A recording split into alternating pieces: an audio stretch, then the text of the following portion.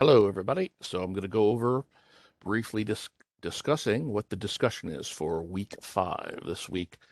Um, and you're doing something a little bit similar to last week, but a little more involved. So here's the idea. So the initial post, the idea for this week is that you're evaluating argument techniques that other people use.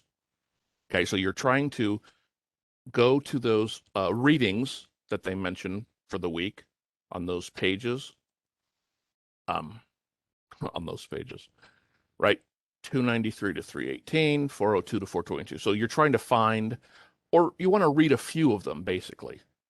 So read a few different because they're also short.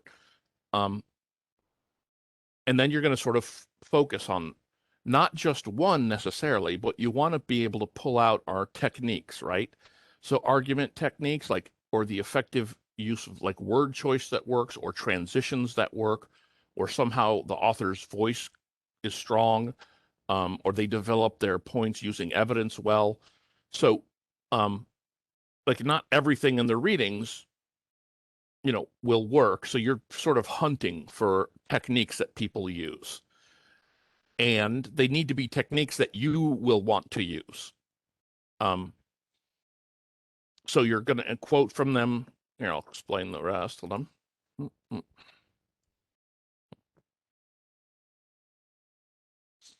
Okay. Big. Okay, so initial post. Here's the idea. So you find, you read through a few, and then you want to quote one particular passage from the reading that has the technique that you're going to focus on. Um, so quote one exact passage from a reading explaining the technique that appealed to you, right? So in what you're looking for is like a particular use of logic, or the way an author puts, some sort of connection or synthesis of support and the opposition, right? So basically somebody who does a counter argument well is how I read that. A transition technique that you had not considered, right? From one idea to another, the way the author discusses, concedes and refutes an opposing viewpoint, that's the counter argument.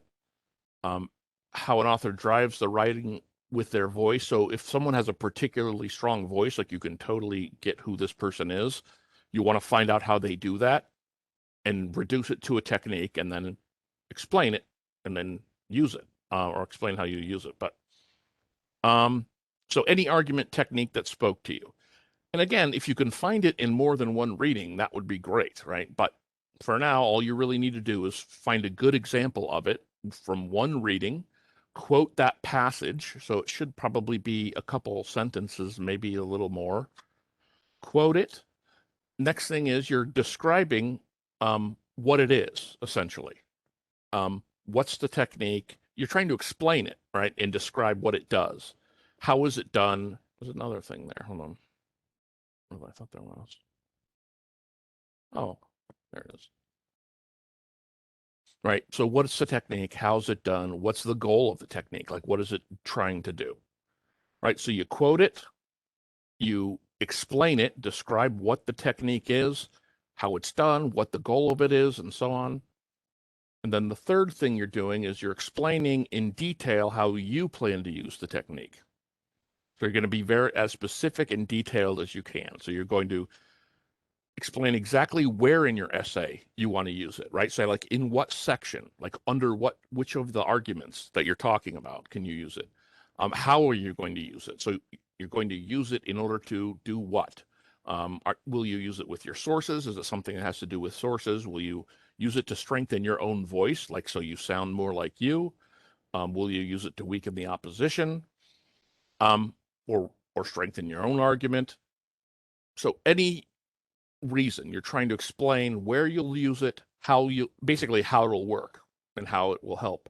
There is an example of this in the lesson where they give an example of this discussion. Actually, it's in the discussion part, and they show that each of the sections, the quoting, the explaining, and then the describing of it and then explaining how they will use it. Then obviously, then the follow-up post is just regular. It's you responding to one of your peers. I've made some comments to various people at times, but the idea with the follow-up is that you want to pick out an idea that the person presents in their post, and you sort of want to find a way to build on that idea. So so you're not just responding in a way like that's cool or I really get it or I like your idea or whatever.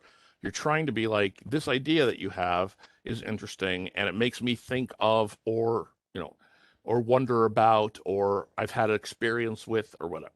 Right? So you're developing it somehow, expanding on some idea that they bring up in their own post.